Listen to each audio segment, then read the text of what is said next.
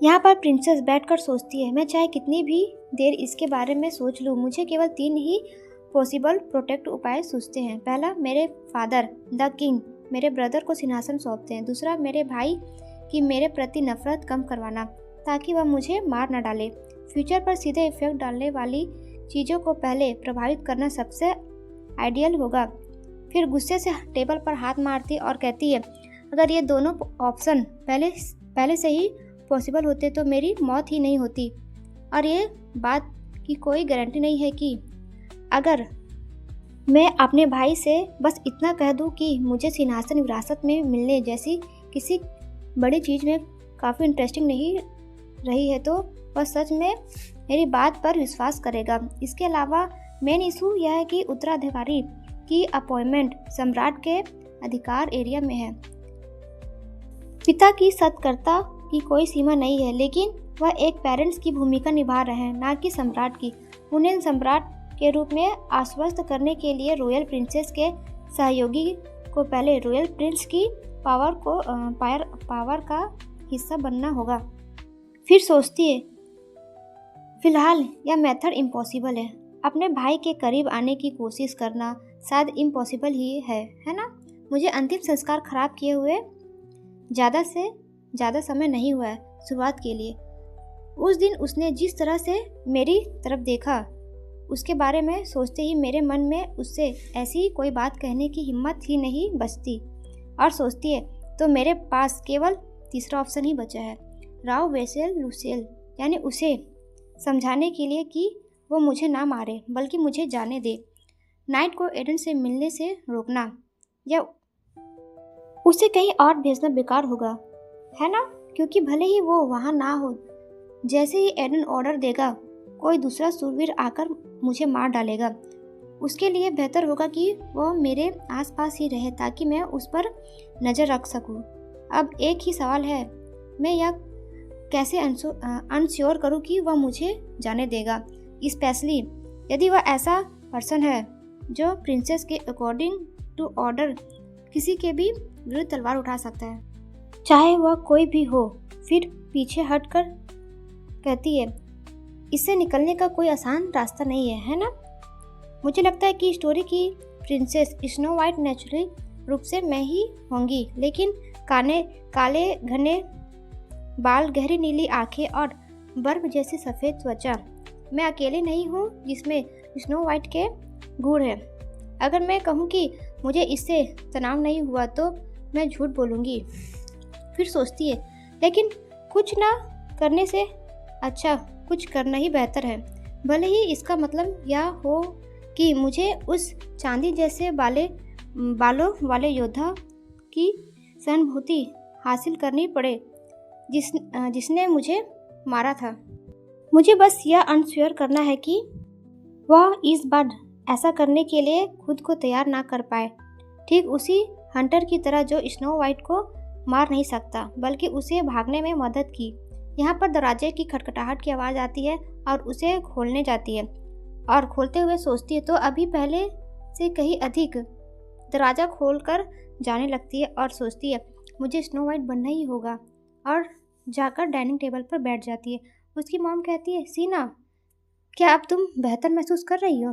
उसके फादर कहते हैं, शायद आपको लेट जाना चाहिए और थोड़ा और आराम कर लेना चाहिए। सीना हंसते हुए कहती है, मैं ठीक हूँ।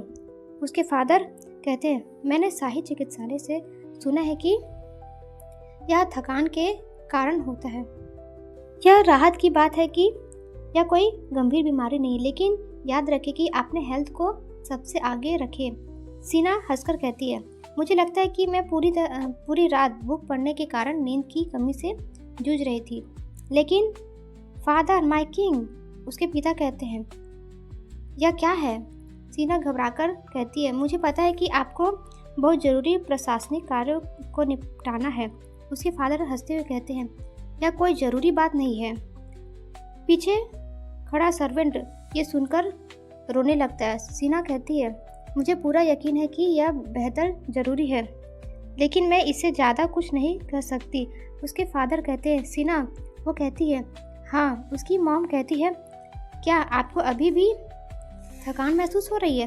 आप ठीक से खाना नहीं खा रहे हैं। क्यों ना हम भी औषधि जड़ी बूटी के साथ उबला हुआ क्यों ना हम भी इसका थोड़ा सा सेवन करें। मैंने सुना है कि पूर्वी देशों के लोग फिजिकल प्रोटेक्ट के लिए औषधि जड़ी बूटी के साथ उबला हुआ चिकन खाते हैं। सीना सोचती है ये तो बहुत बड़ा है। उसकी मॉम कहती है क्या आपकी भूख कम हो गई है? सीना कहती है नहीं, मैं इसे अभी खा लूँगी। फिर सोचती है रुकिए, यह एक अच्छा अपॉर्चुनिटी हो सकता है। दरअसल मैंने थोड़ा बहुत किया जैसे मैंने सोचा था। मुझे रेगुलरली रूप से अपनी सहन शक्ति बढ़ाने के लिए ट्रेनिंग लेना चाहिए था। उसके फादर कहते हैं बिल्कुल सही, चिकित्सालय ने भी जिक्र किया था कि आपके लिए अपनी फिजिकल स्टेमिना को बढ़ाना अच्छा रहेगा। सीना हंसते हुए कहती है तलवार चलाना सीखने के बारे में सोच रही थी। उसके फादर कहते हैं एक तलवार? सीना कहती है हाँ, एक अच्छा तलवारबाज बनने की कोशिश करना शायद मेरे लिए बहुत ज़्यादा होगा, लेकिन क्या आपको नहीं लगता कि इससे मेरी स्टेमिना बढ़ने में मदद मिलेगी? फिर सोचती है मैं इसका यूज उस सूरवीर से कांटेक्ट करने के लिए अवसर के रूप में कर सकती हूँ। उसके पिता कहते हैं ये न केवल आपके बॉडी के लिए अधिक हेल्थर के रूप में होगा, बल्कि यह एक उत्तराधिकारी के गुण में से एक भी है। फिर कहता है सर हिटलन, आप शाही राजकुमारी के तलवारबाजी ट्रेनिंग क्यों नहीं बन जाते? फिर सीना गुस्से से उठकर टेबल पर हाथ मारती है और कहती है नहीं। फिर सब लोग उसकी ओर हैरानी से देखने लगते हैं और कहती है मेरा मतलब है सर हिटलन तो हद से ज़्यादा ही बेहतर है। मेरे जैसे आम पर्सन के लिए उनका फॉलो करना बिल्कुल मुश्किल होगा। फिर सैड होकर मन में बोलती है I am sorry sir Hilton. उसके फादर कहते हैं फिर भी क्या टीचर को अपने एरिया में सबसे एक्स्ट्राऑर्डिनरी नहीं होना चाहिए? सीना कहती है जब हम आपस में मुकाबला करेंगे तो हाई एंड लेवल में डिफरेंट होगा। मॉम कहती है क्या आप स्पेयरिंग के बारे में भी सोच रहे हैं? सीना कहती है हाँ, अगर यह पॉसिबल हो तो तलवारबाजी करना हमेशा से मेरा ड्रीम रहा है। मैं तभी प्रैक्टिस करूंगी जब मुझे कुछ स्किल्स प्राप्त हो जाएगी, इसलिए प्लीज़ चिंता ना करें। उसके फादर कहते हैं ठीक है, तो मैं आपके लिए एक और सूरवीर को बुलाऊंगा।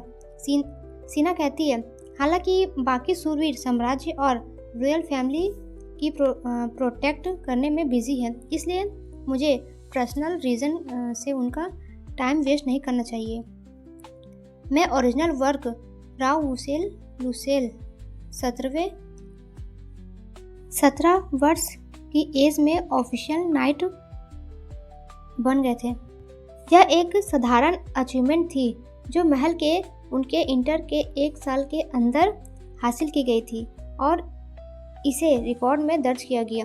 अगर ऐसा है तो इस समय वह निश्चित रूप से, सीना हंसते हुए कहती है, तो इसी के साथ फादर माय किंग, मुझे लगता है कि ज़्यादा से ज़्यादा नाइट की बजाय एक स्क्वायर बेहतर रहेगा। अगर वे रॉयल फैमिली के दरबारी हैं तो उन्हें मुझे सिखाने के लिए पर्याप्त स्किल होना चाहिए और मुझे लगता है कि जब हम आपस में प्रैक्टिस करेंगे तो हमारे लेवल बेहतर ढंग से मेल खाएंगे। और उसके फादर और मदर सुन रही होती है। सीना कहती है और इसके अलावा फादर माय किंग, आपने मुझसे फ्रेंड्स बनाने के बारे में मेरे विचार पूछे थे, तो अगर मैं इस पर्सन से दोस्ती कर लूँ तो क्या यह एक तीर से 2 निशाने लगाने जैसा नहीं होगा? उसके फादर कहते हैं फिर भी सीना, अगर उन्हें ट्रेनिंग बनना है तो मुझे लगता है कि एक ऑफिशियल नाइट ही बेहतर रहेगा। सीना बोलती है फादर माय किंग और मासूम सा चेहरा बनाकर कहती है मान जाओ ना। फादर कहते हैं मैं फ़िलहाल इसे केवल 1 महीने के लिए ही मंजूरी दूंगा। अगर इसे कोई फ़ायदा ना हो तो सर हिटलर से सलाह ले, ठीक है? सीना खुश हो जाती है और कहती है, हाँ, thank you father my king. चलिए टूर्नामेंट हॉल चलते हैं, बाद में मिलते हैं सर हिटलन। अरे नाश्ता तैयार करने के बाद हिटलन कहता है, हाँ महाराज। सीना हिटलन के साथ जा रही होती है और जाते हुए मैड की बातों को याद करती है। मैड बोलती है, प्रिंसेस, जाने से पहले आपको ठीक से तैयार हो जाना चाहिए। दूसरी मैड बोलती है, हम आपको इतना खूबसूरत बना देंगे कि आप जहाँ भी जाएंगे सबसे अलग दिखेगी। सीना हंसते हुए सोचती है, ऐसा नहीं था कि मैंने नाइट गाउन पहना हुआ था। क्या इतना सजने संवरने की कोई वाकई ज़रूरी थी? सीना कहती है, खैर जो हुआ सो हुआ, लेकिन मुझे अब भी थोड़ी चिंता है। हिटलन कहता है, क्या आपको किसी भी तरह की डिस्कम्फर्टेबल फील हो रहा है? सीना कहती है, नहीं, ऐसा सिर्फ मेरे द्वारा तैयार किए गए स्नैक्स की वजह से। क्या कुकीज़ और मफ़िन की तुलना में पाई बेहतर होती है? हिटलर हंसते हुए कहता है, अगर यह प्रिंसेस की तरफ से है तो हर कोई खुश होएगा, चाहे आप उन्हें बस थोड़ा सा आटा ही क्यों ना दे दें। सीना पीछे मुड़कर जोर से चिल्लाते हुए बोलती है, ये मेरी प्रशिक्षण के लिए गिफ्ट है, आप जानते हैं। फिर गुस्से से जाने लगती है। हिल्टन कहता है, प्रिय राजकुमारी, और चलते चलते सोचती है, अगर मैं उस पर आटा फेंक दूँ तो दया पाने की उम्मीद छोड़ दो। फिर खड़े होकर सोचती है, सर हिल्टन को इस बात का जरा भी अंदाज़ा नहीं है कि सिचुएशन कितनी गंभीर है। हिल्टन सामने देखकर कहता है, हाइनेस, क्या कुछ हुआ है? और सर झुकाकर कहता है, प्रिंस सर को हार्दिक शुभकामनाएं। सीना सामने देखकर मन में कहती है, एडन, उसी ने चांदी के बालों वाले शूरवीर को मुझे मारने का ऑर्डर दिया था।